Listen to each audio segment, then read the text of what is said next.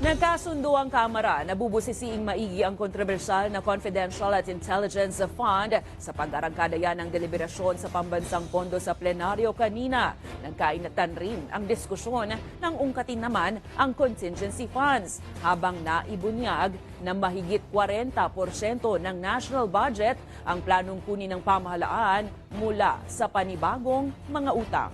May balitang ATV si Ian Maghanoy.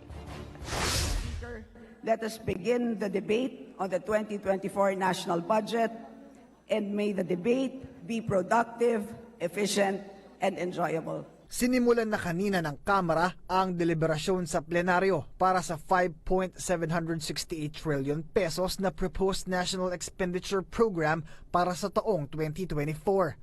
Unang napagkasunduan ng mayorya at minorya ang masusing pagbusisi sa kontrobersyal na Confidential at Intelligence Fund bago ito tuluyang maaprubahan at maisumite sa Senado. Napakarami pong tanong.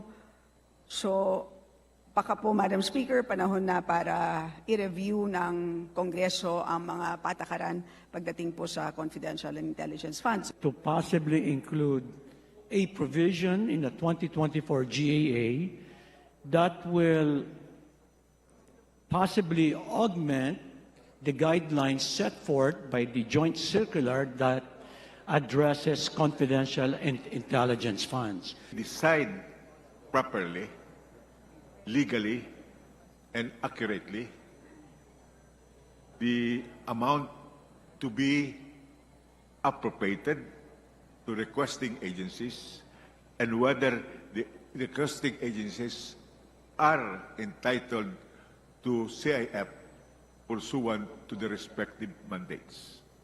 Pero hindi pa man lubusang nabibigyan ng konkretong pagbabalangkas at panuntunan ang pagsasala sa CIF, pinaaamyendahan naman ni Congressman Edsel Lagman ang paggamit sa contingency fund dahil sa umano'y pang-aabuso sa naturang pondo.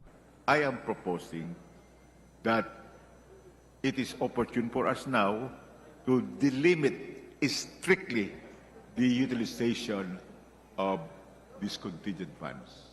Naubusan na ng oras si Lagman para sa interpellation. Bagay na tinuloy naman ni Congresswoman Franz Castro. Pero depensa ni House Appropriations Committee Senior Vice Chair Stella Kimbo, legal ang naturang appropriation. Maliwanag, nagdeklara ang Supreme Court na ang contingent fund